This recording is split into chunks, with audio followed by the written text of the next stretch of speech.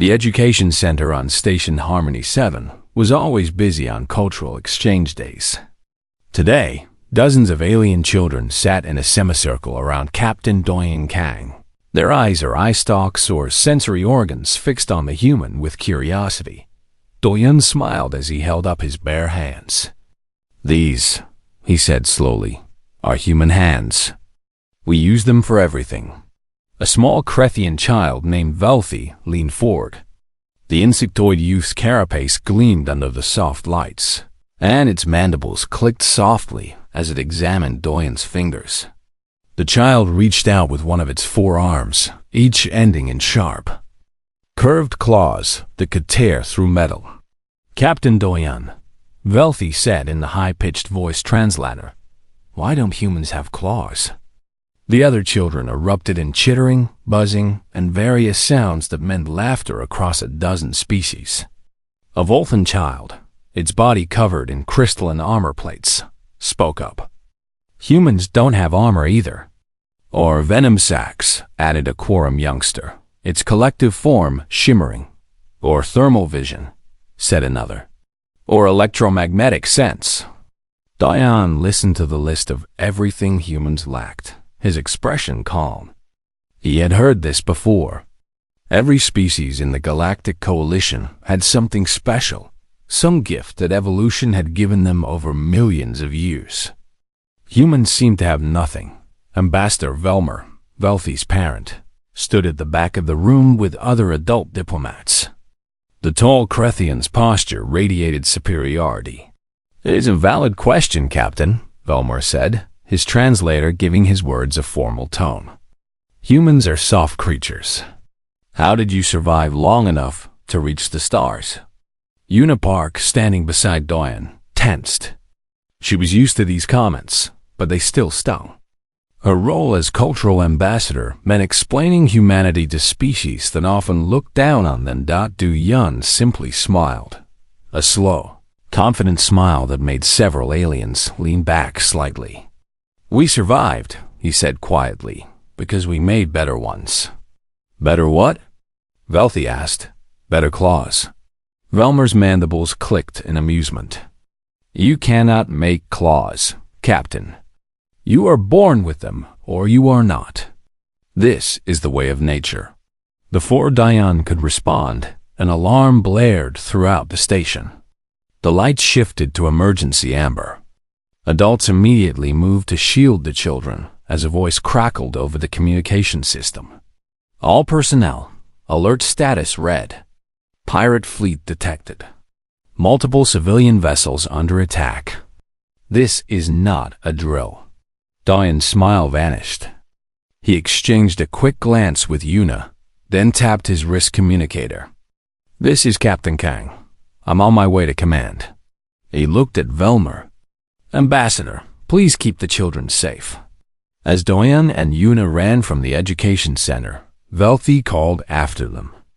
"Captain, what did you mean about making claws?" But they were already gone. The command center was chaos when Diane arrived. Holographic displays showed multiple red markers surrounding a civilian transport convoy. The ships were old, carrying families and traders between systems. "Easy targets." "Situation report," Doyen said as he took his position. Commander Jiho Lee, a lean human with sharp eyes, pulled up tactical data. "Talraxian pirates, 12 ships. They've disabled the convoy's engines and are demanding tribute. They have hostages over 300 civilians." "Talraxians," Velmer said as he entered the command center. "Armored reptilians with enhanced strength. Ruthless and violent." The ambassador's tone carried concern now. His own people were on that convoy. The station's security chief, a bulky Grendok with rock-like skin, slammed a fist on the console. "We attack now. My warriors can break through their hulls with bare hands." "And get the hostages killed," Jiho said calmly. "They've positioned themselves strategically. Then we use Volthan shields to absorb their fire while we close distance," suggested a Volthan officer. "Too slow," Una said, studying the data. They'll execute hostages before we get close. The command center filled with arguing voices. Each species wanted to use their natural advantages. The Krethians insisted their claws and speed were best for boarding actions. The Volphans trusted their natural shielding. The Quorum suggested using their hive mind coordination to overwhelm the pirates. Doyun listened to it all, his mind working. Finally, he spoke. They're all wrong. The room fell silent. Velmer turned to him. Explain, Captain. Every species here is thinking about what evolution gave them, Doyun said. He pulled up a hologram of the pirate formation. But evolution didn't prepare any of us for this exact situation. The pirates know what coalition species can do. They've set up defenses specifically to counter natural abilities. So, what do you propose? The Grendok security chief rumbled. Doyun's fingers moved across the holographic controls, highlighting weak points in the pirate formation that only became visible when you stopped thinking about direct assault. We use what humans do best. We adapt. An hour later, the station's meeting room held representatives from multiple species. The pirate leader's face appeared on the main screen. A scarred Talraxian named Gralther with armored scales and eyes that had no mercy in them. You have 6 hours, Gralther growled. Bring us 1,000 units of refined tritanium, or we start spacing hostages. Every hour you delay, 10 die. The transmission cut off. We don't have that much tritanium in storage, Jiho said quietly. They know that, Doyun replied. They're testing us, seeing if we'll panic. Velmera's mandibles clicked in agitation. Then what do we do? My people are on those ships. Doyun looked at the Krethian ambassador. We give them what they don't expect. Not natural weapons. Not biological advantages. He turned to Jiho. Get Lieutenant Minho and Ensign Nari. Tell them to prep assault shuttle Beta 7. You planning a rescue operation? Velmer asked. I'm planning to show you what humans mean when they say they made better claws, Doyun said. He pulled up schematics of equipment on his datapad. You asked how soft, weak humans survived long enough to reach space. Ambassador, we survived because we learned something important very early. What? Valthi's voice came from the doorway. The child had apparently followed its parent. Doyun knelt down to the young Krethian's level. We learned that nature's rules aren't the only rules. When a predator had bigger claws, we didn't try to grow bigger ones. We made spears. When prey ran faster, we didn't evolve faster legs. We made traps. When the night was dark, we didn't develop better eyes. We made fire. He stood and looked at Velmer. Every species in this coalition plays with the hand evolution dealt them. Humans learn to shuffle the deck. Poetic, Velmer said stiffly. But will poetry save my people? No, Doyun said. Engineering will. Eunice stepped forward. Ambassador, may I show you something? It might help you understand what Captain Kang means. Reluctantly, Velmer agreed. Yuna led him and several other curious diplomats along with young Velfi to a gallery that displayed the history of various coalition species. She stopped at the human exhibit. This is where humans started, she said, pulling up a hologram of ancient Earth. We were prey animals. Small, weak, with no natural weapons. We should have gone extinct. The hologram showed early humans running from predators, hiding, struggling. But we had something else, Yuna continued. We could imagine. We could ask, what if? And then make it real. The hologram shifted through time.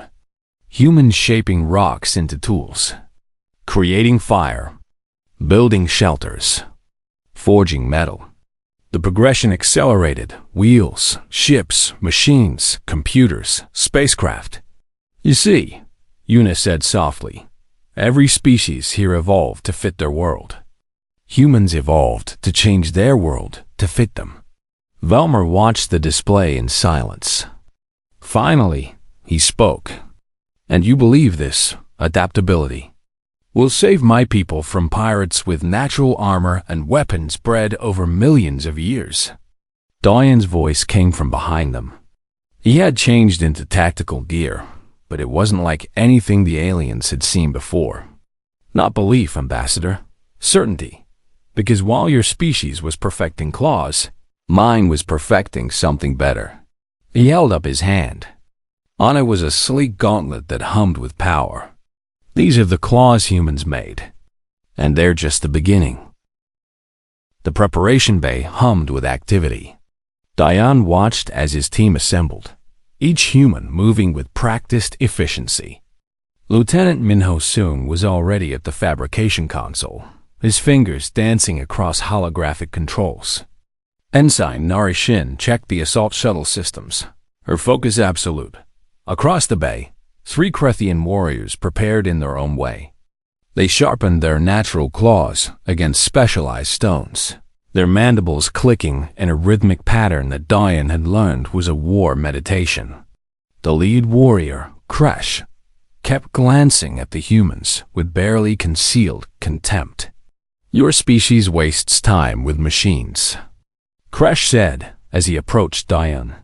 Warriors should trust what nature gave them. Diane didn't look up from the equipment list on his datapad.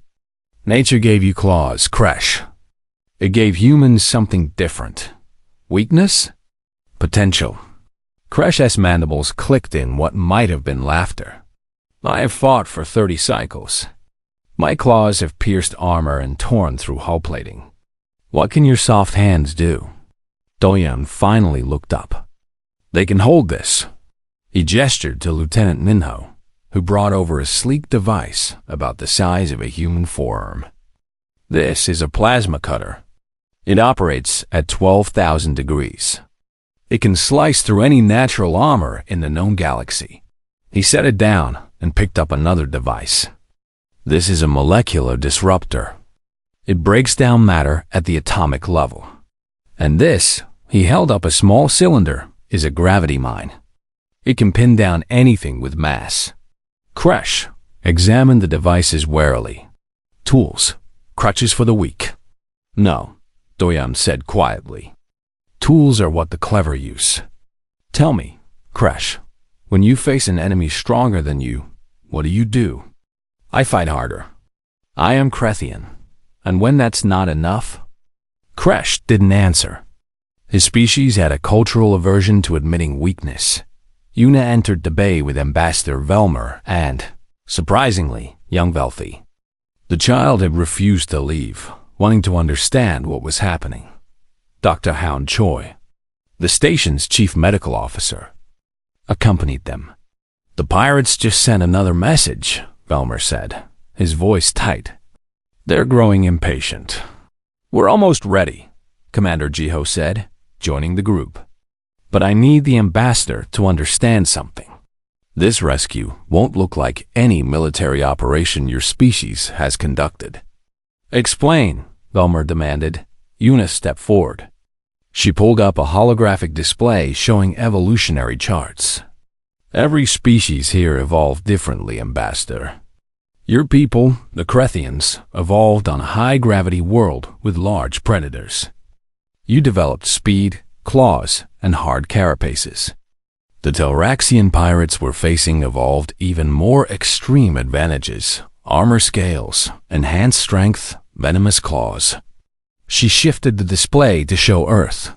Humans evolved here. We had none of those advantages. We were slow, weak, and vulnerable.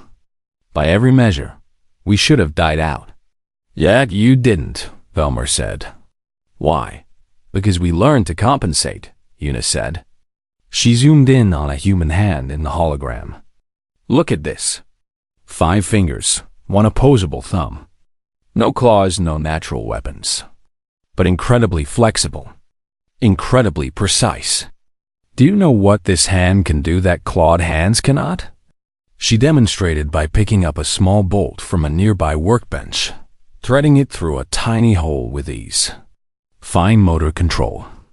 We can manipulate objects at microscopic scale, We can create, adjust, modify. A claw is a claw forever, locked into one purpose. A human hand can be anything we need it to be. Young Velthy moved closer, fascinated. But you're still soft. The pirates have armor. Dr. Hound smiled at the child. That's where it gets interesting. She nodded to Lieutenant Minho, who began a demonstration. Minho picked up what looked like a simple jumpsuit. This is human combat armor. It looks basic, right? He pressed a control on his wrist, and the suit transformed. Plates emerged, hardening over vital areas. Adaptive plating.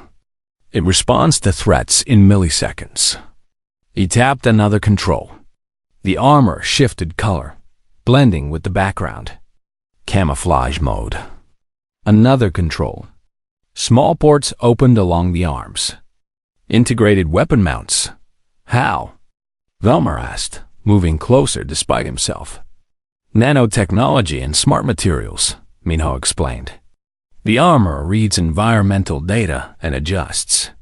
It's not alive like natural armor, but it's better because we can update it, improve it. If we find a weakness, we don't need to wait for evolution to fix it over 1,000,000 years. We fix it next week. Doyun pulled on his own armor suit. As it activated and wrapped around him, additional modules attached themselves. Evolution gave other species fixed advantages. It gave humans adaptable disadvantages.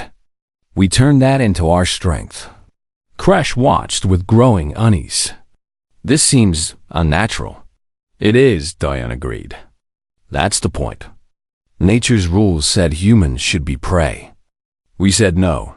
Commander Jiho activated a tactical display showing the pirate formation. Here's the situation. The Telraxians have positioned their ships to cover all approach factors.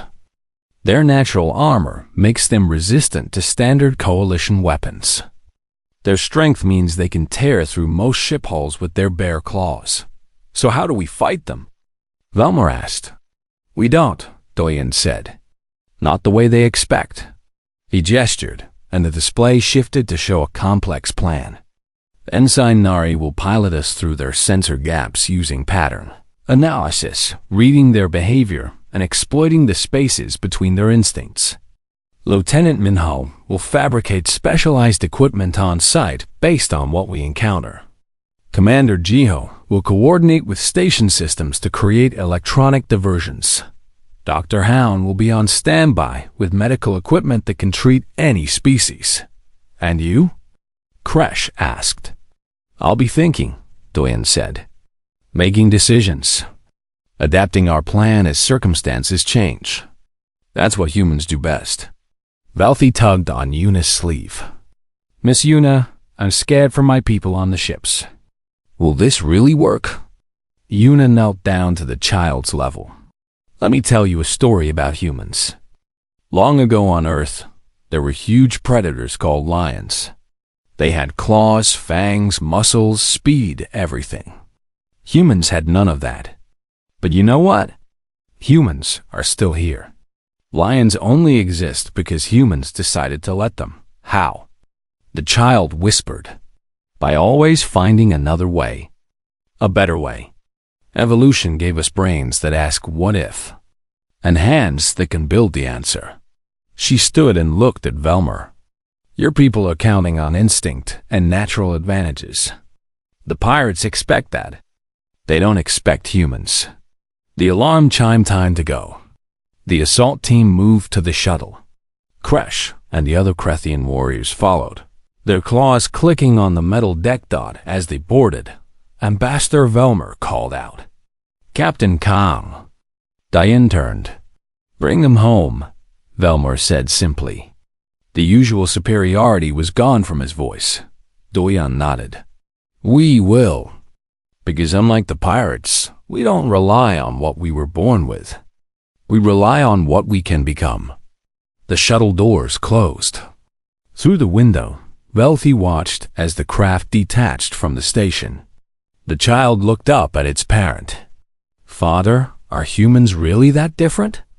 Valmer watched the shuttle accelerate toward the pirate fleet. Yes, child. They are weak in body but strong in mind. I am beginning to understand why that might be more valuable. Inside the shuttle, the team ran final checks. Crash sat across from Diane, watching the human adjust his equipment.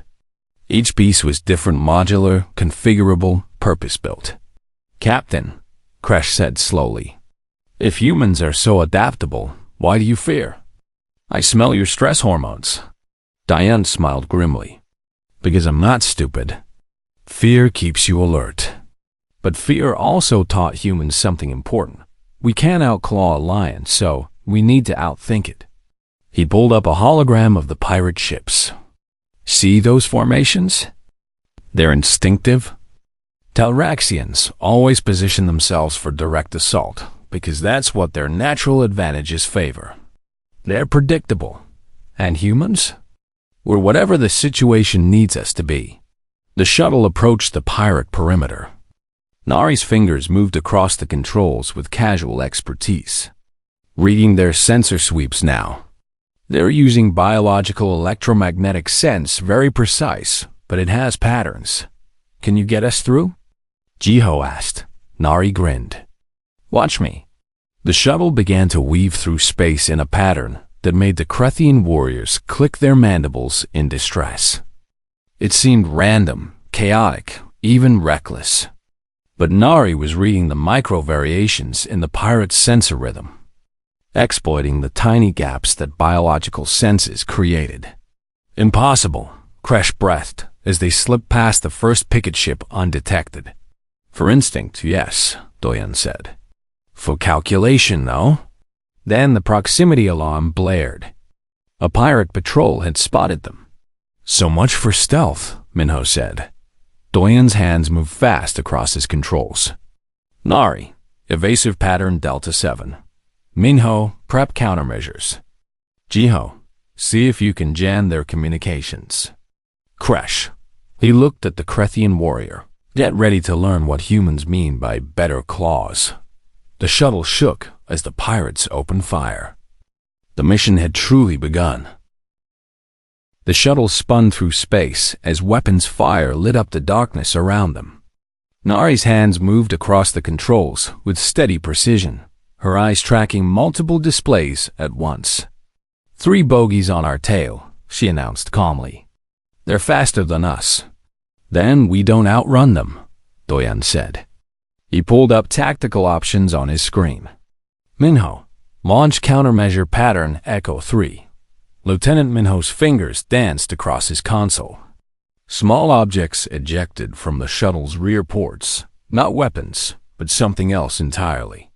The pursuing pirate ships tried to dodge, but the objects weren't targeting them. Instead, they spread out in a grid pattern and activated. Electromagnetic interference mines, Minho explained to the confused Krethian warriors. They don't damage ships, but they blind sensors for 30 seconds. Why not destroy them? Crash demanded. Because we don't need to, Doyen said. We just need them to lose us long enough for Nari to find us a hiding spot. The pirate ships faltered in confusion as their natural electromagnetic sense was overwhelmed by static. By the time they cleared their sensors, the shuttle had slipped behind a piece of debris from an old ship. Crash clicked his mandibles in grudging respect. Clever, but now we are trapped. How do we proceed? Doyen studied the holographic display, showing the main pirate vessel where the hostages were held. We adapt to what we find. Jiho, what can you tell me about that ship's structure? Commander Jiho analyzed the scan data. Modified cargo hauler. The Talraxians have reinforced certain sections, here and here. Those will be their strong points. Strong against what? Nari asked. Against direct assault, Doyen said. They're expecting boarders with natural weapons claws, fangs, that sort of thing. So they've fortified choke points where superior numbers won't help. Then how do we board? Crash asked. We don't use the doors. 20 minutes later, the team had silently attached to the pirate ship's hull at a location the scans showed was a storage bay minimal crew. thin walls. Crash examined the metal plating with his claws. This is reinforced titanium alloy, the Krethian said. My claws cannot cut through this. Even our strongest warriors would need ours. Good thing we're not using claws, Minho said. He placed a device against the hull, a circular frame that hummed with power. Molecular disassembly ring. It'll cut through in 90 seconds. Crash watched in fascination as the device drew a perfect circle in the hull, the metal simply vanishing at the molecular level. How does it work? Quantum field manipulation, Minho said absently, focused on his controls. It convinces the molecules they want to be somewhere else. That's impossible. No, Doyan corrected gently. It's just physics. Same universe, different approach. Your claws use mechanical force. This uses the fundamental forces of matter itself. The circle completed, and the section of hull simply floated away. The team moved inside quickly, weapons ready. The storage bay was dimly lit and empty of pirates. First objective, Doyan whispered into his comm. Minho, find us a terminal. We need the ship's layout. Minho located a data port and attached a small device. Crash watched the human work. You're hacking their systems? Reading them, Minho corrected. Information is a weapon too. His screen filled with data. Got it. Hostages are in the main cargo hold, 3 decks up. But there's a problem. Diane looked at the layout. Between them and the hostages were multiple reinforced corridors designed to funnel attackers into kill zones. They're thinking like predators. Natural choke points where they can use their strength advantage. So, we cannot reach them? Crash asked. We can, Doyan said. We just don't use their corridors. He pointed to ventilation shafts on the schematic. These are too small for Talraxians with their bulk. But humans are smaller, Crash finished. His mandibles clicked thoughtfully. But we Krethians are also smaller than Talraxians. Why have we never thought of this? Yuna's voice came through their comms from the shuttle still outside. Because your culture values direct confrontation, Crash. Humans learned early that indirect approaches keep you alive longer. The team moved through the ventilation system. It was tight, uncomfortable, and slow, but it bypassed every defensive position the pirates had set up. Crash found himself following Doyan's lead, moving in ways that felt wrong to his warrior instincts but made perfect tactical sense. They emerged in a service corridor near the cargo hold. Through a small window, they could see the hostages, hundreds of civilians huddled together, guarded by a dozen armed Talraxian pirates. The pirates were massive, their armored scales gleaming, each one carrying weapons and naturally equipped with claws that could shred metal. 12 guards, Crash assessed. All warriors. Our team is only 7. Actually, Doyan said, opening a case from his pack, our team is 7 times however many tools we brought. He pulled out small disc-shaped devices. These are flashbang grenades. They overwhelm the senses, all senses, biological or artificial. You would blind yourself? Crash asked. Doyan tapped his helmet. Helmet automatically filters extreme light and sound. We shield our senses and then remove that shield strategically. He looked at the Krethian warriors. Your natural senses don't have an off switch. These helmets do. He handed helmets to the 3 Krethians. Crash hesitated, then put it on. It felt wrong, covering his natural sensory organs with artificial ones. But the display inside showed him things his natural eyes couldn't see: thermal signatures, structural weak points, trajectory calculations. This is different, Crash admitted. This is human, Doyan said. We're not locked into one way of sensing the world. We can add new senses whenever we need them. Nari spoke from her position at the corridor's far end. Captain, we have movement. A patrol is heading this way. Time to adapt, Doyan said. He made quick hand signals to his team, then turned to Crash. Watch and learn. When the Telraxian patrol rounded the corner, they expected to use their natural advantages, their size, their armor, their strength. What they found instead were humans who refused to fight on those terms. Minho had placed adhesive mines on the walls. When the pirates entered the kill zone, he activated them. The mines didn't explode. They released a fast-hardening foam that expanded instantly, pinning the Telraxians to the walls. The pirates struggled, their great strength slowly breaking through the foam, but too slowly. Non-lethal, Minho explained to Crash. We don't need to kill them, just remove them as threats. But they're stronger than the foam, Crash observed. They'll break free. In about 10 minutes, Doyen said. By then, we'll be done. He pointed to another approaching patrol on his helmet display. Next group. Different approach. This time, Nari set up a portable holographic projector. When the second patrol arrived, they saw what appeared to be a squad of Grendok warriors, the coalition's strongest species. The Telraxians hesitated, calling for backup on their comms. But there are no Grendok warriors here, Crash said. Exactly, Doyen said. We made them think there are. Now they're wasting time and resources on a threat that doesn't exist.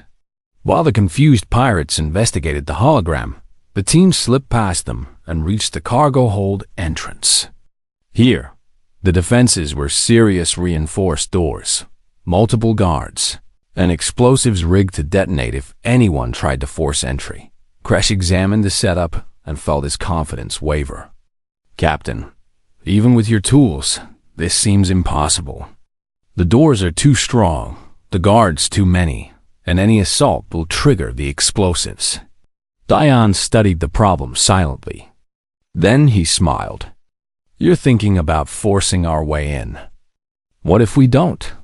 Then how? Minho, can you tap their communications? The lieutenant worked quickly. Done. We're now connected to their network. Doyen spoke into the comm, but he modulated his voice through the translator to sound like a Telraxian. Attention cargo hold guards. We have intruders on deck 2. All warriors report there immediately. Crash watched in amazement as 8 of the 12 guards abandoned their posts, running off to deal with the false threat. The remaining 4 looked uncertain. Now there are only 4, Doyen said. Better odds. He pulled out another device. This is a sonic disruptor.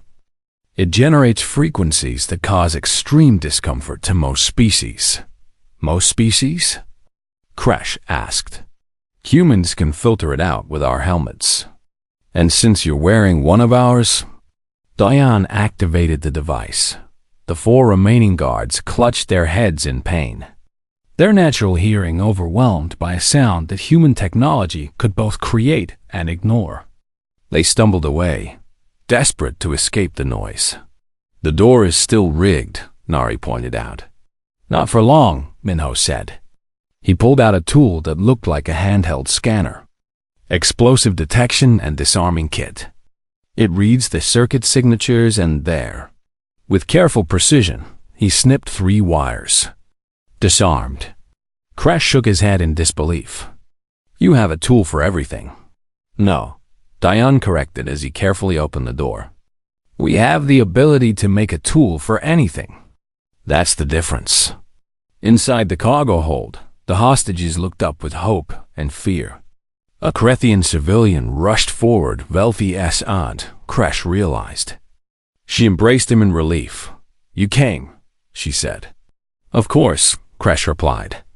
Then, to his own surprise, he added, and we brought humans. Doyen was already assessing the situation.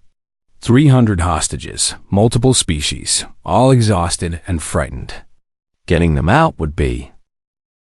The evacuation had barely begun when the alarm screamed throughout the pirate ship. Gralther, the pirate commander, had discovered the breach. All units, intruders in the cargo hold.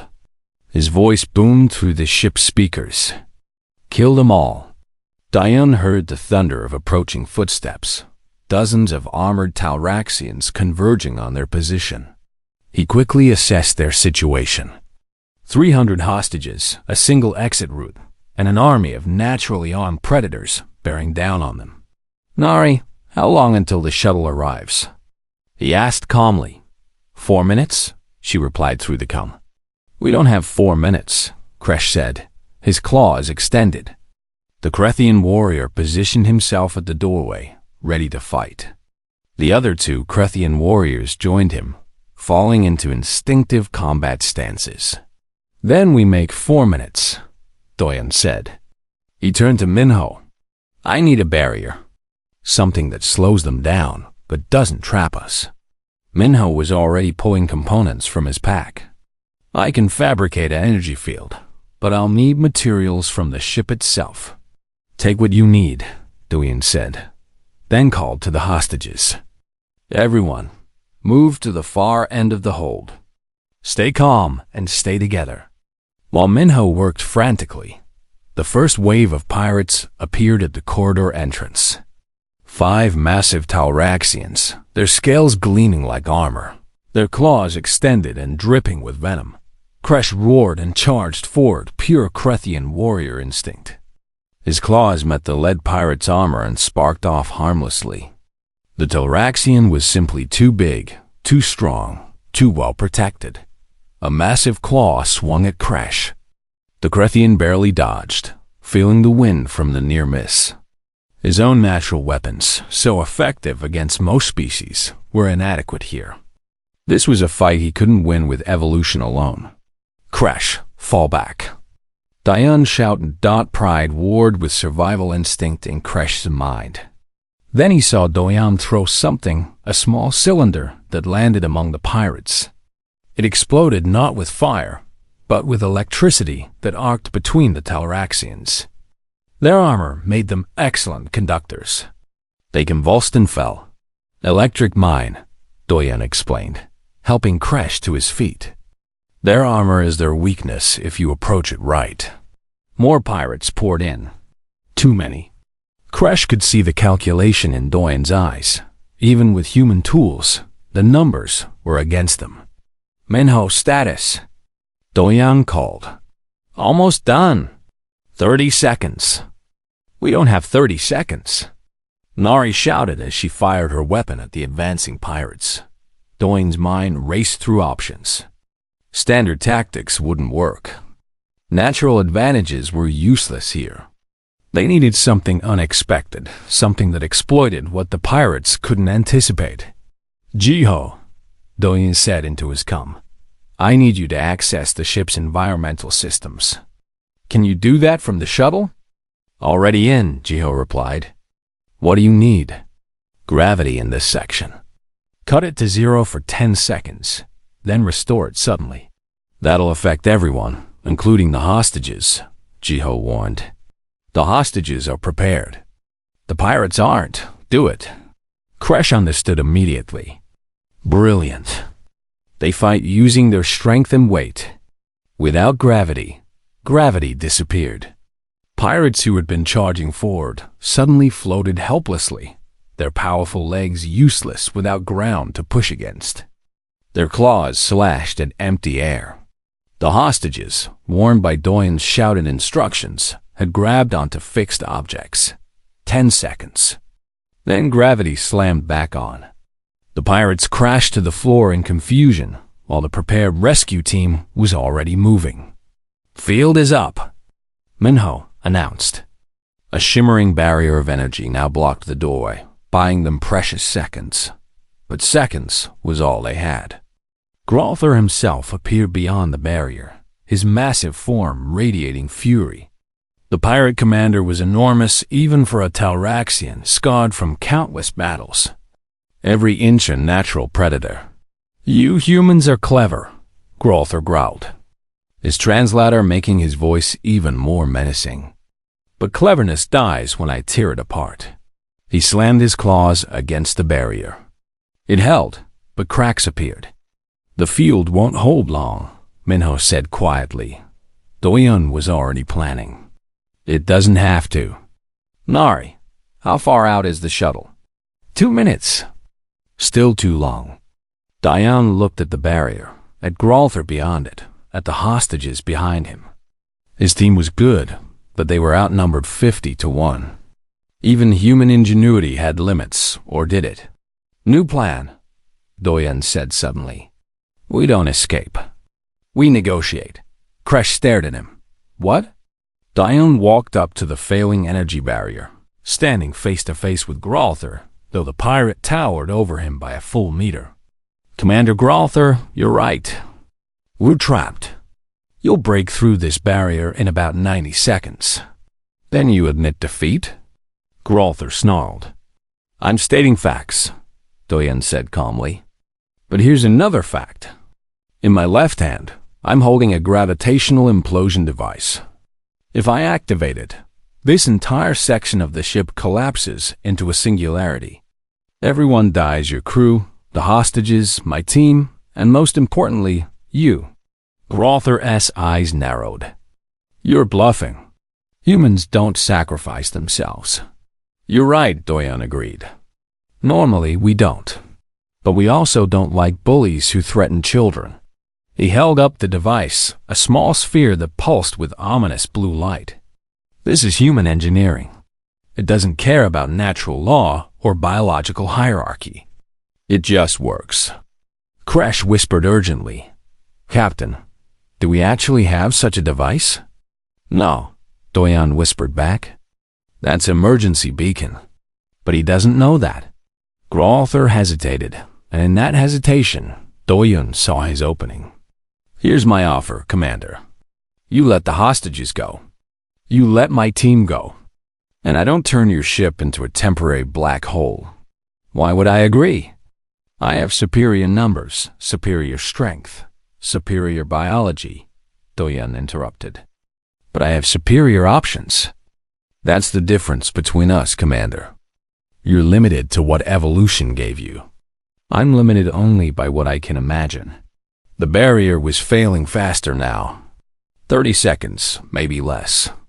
The shuttle was still 90 seconds away. Doyen's bluff had to hold. You see, Doyen continued, his voice conversational despite the tension, my species learned something important a long time ago. When you can't win with strength, you win with creativity. When you can't outfight, you outthink. Gralther's claw raised to strike through the barrier.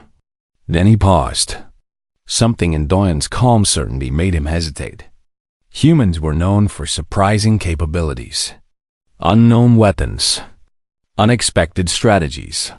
Shuttle docking now. Nari called out. So here's what happens next, Doyen said to Gralther. My shuttle docks. The hostages board. We leave. You get to live and find easier prey elsewhere. Or, he held up the device, letting the blue light pulse ominously. We all become a physics lesson. For a long moment, pirate commander and human captain stared at each other through the failing energy field. Then, Gralther snarled and stepped back. Take your weaklings and go, the Talraxian spat. But remember, human, one day your tricks will fail. Maybe, Doyen agreed. But we'll just invent new ones. The evacuation proceeded in tense silence. The pirates watched from their side of the corridor while 300 hostages filed onto the rescue shuttle. Kresh stayed close to Doyen, his respect for the human growing with each passing moment. You bluffed him, Kresh said quietly. With nothing but words and a fake device. I used what I had, Doyen replied. That's what humans do. We're not the strongest, fastest, or toughest. But we're the best at using whatever we have in whatever situation we face. As the last hostage boarded, Doyen and his team backed toward the shuttle, keeping the pirates in sight. Minho dropped the energy barrier at the last second, and they sealed the shuttle door just as Gralther roared in fury, but they were already away. The shuttle accelerating hard towards Station Harmony-7. Inside the shuttle, the hostages wept with relief. Kresh found himself sitting next to Doyen, watching the human carefully secure his equipment. Each tool returned to its place, each device checked and catalogued. "Captain," Crash said slowly, "I was wrong about humans. You don't need claws." Diane looked at him and smiled. "We have claws, Crash. We just make them. And we make them better than anything evolution could design, because we make them exactly for what we need, when we need it." He held up his gauntlet again, showing the Krethian the complex mechanisms within. "This isn't just a weapon. It's a statement. It says that humans refuse to accept limitations. We refuse to be bound by what we're born with. Every species has gifts. Ours is the gift of making ourselves better." Crash looked at his own natural claw sharp. Deadly, but fixed, unchanging, limited. For the first time in his life, he wondered if perhaps the greatest weapon wasn't what you were born with, but what you could imagine. "Captain Doyan," Crash said formally, "when we return to the station, I wish to learn more about human tools. Would you teach me?" Diane extended his hand, not for combat, but in friendship. "That's what humans do best, Crash. We learn, we build, and we share. Welcome to the human way of thinking." As the station appeared ahead of them, growing larger in the viewport, the rescued hostages began to realize something. They hadn't been saved by the strongest warriors or the fastest ships, or the best natural weapons. They'd been saved by a species that simply refused to accept the word impossible. Station Harmony 7 erupted in celebration as the rescue shuttle docked. Families reunited with tears and joy. Medical teams rushed to help the exhausted. News of the successful mission spread through every deck of the massive station. In the docking bay, Ambassador Velmer stood waiting. When the shuttle doors opened and his people emerged safe, the proud Krethian diplomat's rigid posture finally broke. He rushed forward to embrace his family members, his mandibles clicking with relief. Young Velthy was there too, bouncing with excitement. When Captain Diane stepped off the shuttle, the child ran up to him immediately. "You did it! You saved them!" Velthy CHIRPED. Duyun smiled, tired but satisfied. "We did, yes. How?" "The pirates were so big and strong." "I'll explain later," Doyan promised. "Right now, I need about 10 hours of sleep." But sleep would have to wait. A week later, the Galactic Coalition held a formal ceremony in the station's Great Hall. Species from across known space attended, their representatives curious about the human rescue that everyone was talking about. Doyan and his team stood on the central platform, looking uncomfortable in their dress uniforms. Medals of valor were placed around their necks by coalition officials.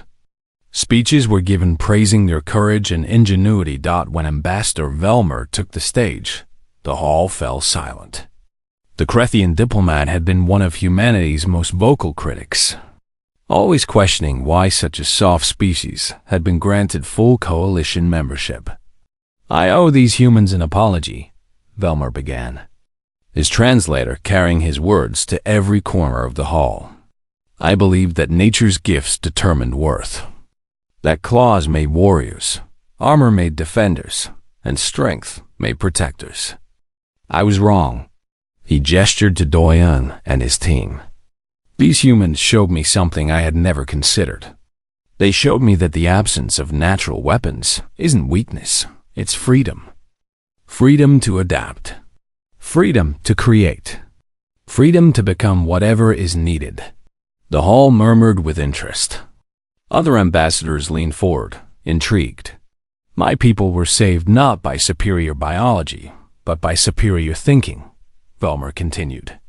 "And that thinking came from a species that had to learn survival through innovation, not evolution." After the ceremony, a crowd gathered around the human team. Alien dignitaries asked endless questions. How did the electric mines work? What was the principle behind the energy barriers? Could other species learn these techniques? But Doyen noticed young Velthy standing at the edge of the crowd, waiting patiently. When there was finally a break in the questions, the child approached. "Captain Doyen, may I speak with you?" "Of course, Velthy." The child held out a datapad showing a drawing. It depicted a human hand surrounded by different alien species, with various tools floating around them. "I made this from my school project.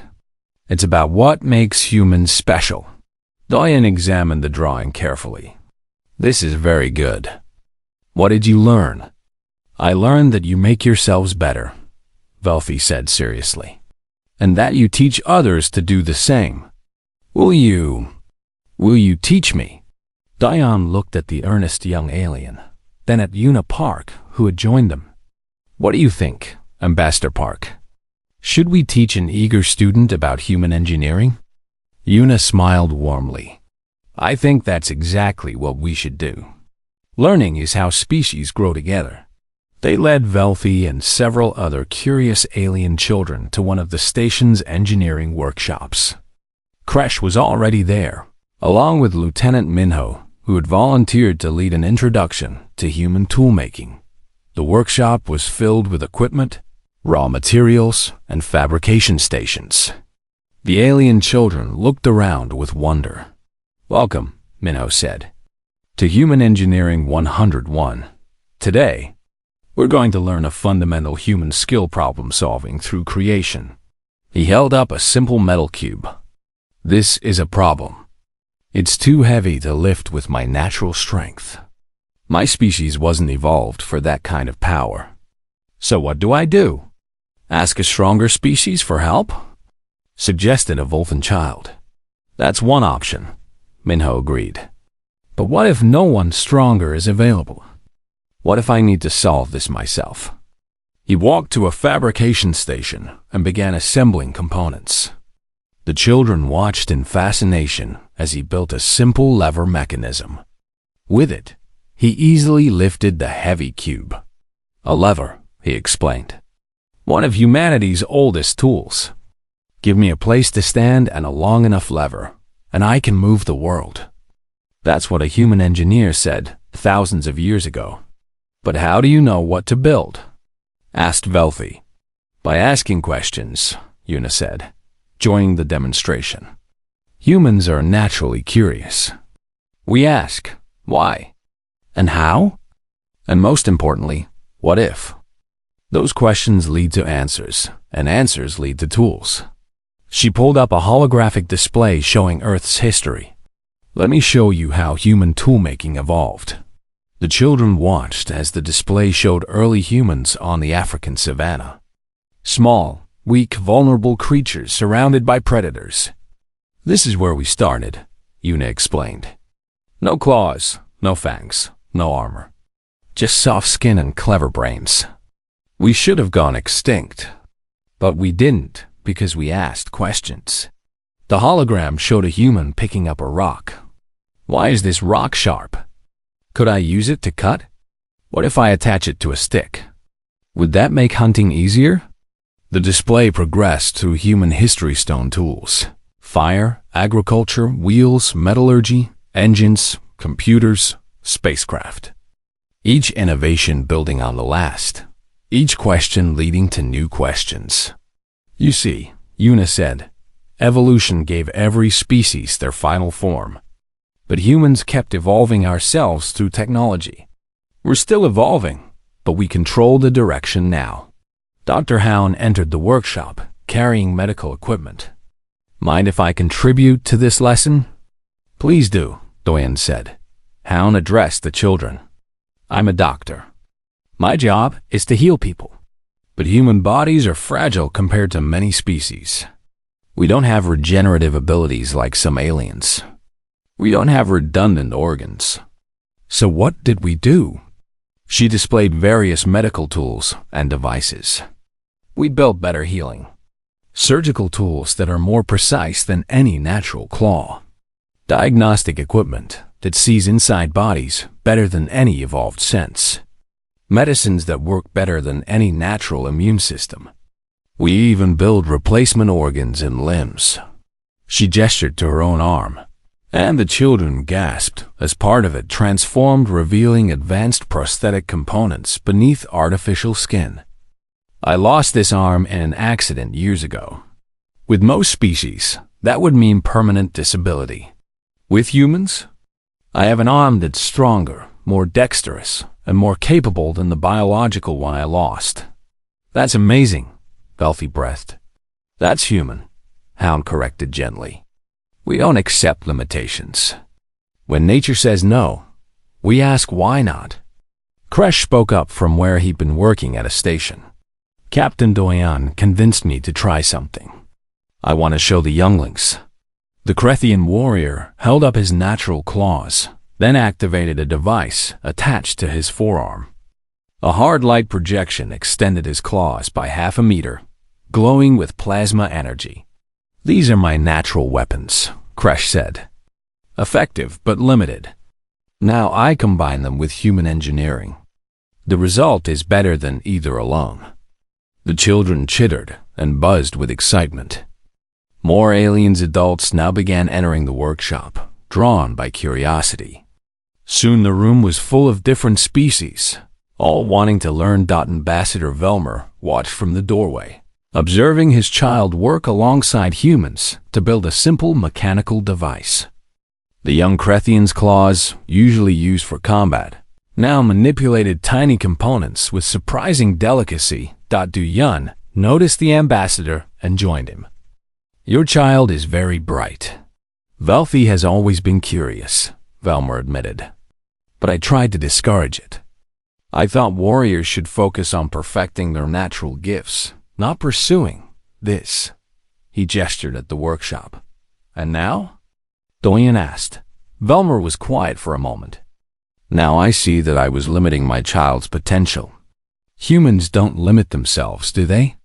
We try not to, Doyen said. Every human child is taught that they can become anything, build anything, achieve anything. Not because we're naturally superior, but because we've learned that the only real limits are the ones we accept. Commander Jiho appeared at the workshop entrance. Captain, you should see this. Dion followed him to a viewing screen showing data feeds from across the station. Requests were flooding in from different species, requests for human engineering training, requests for collaborative research, requests to learn tool-making techniques. It seems word has spread, Jiho said with a slight smile. Every species on this station wants to learn the human approach now. That's good, Dion said. That's how it should be. But won't that remove humanity's advantage? Jiho asked. If we teach everyone our methods, what makes us special? Diane thought about that. Nothing makes us special, Jiho. That's the point. We're not better than other species. We just approach problems differently. And that difference is worth sharing. Because a galaxy where everyone thinks creatively, where everyone builds and adapts and innovates, that's a stronger galaxy. Back in the workshop, Velthy had successfully assembled a simple mechanical gripper. The device let the young Krethian pick up objects too delicate for natural claws. The child waved it triumphantly. I built it. I built a tool. The other children cheered. Adult aliens applauded. Minho helped Velthy refine the design, showing how to make it more efficient. Eunice stood beside Doyen, watching the scene.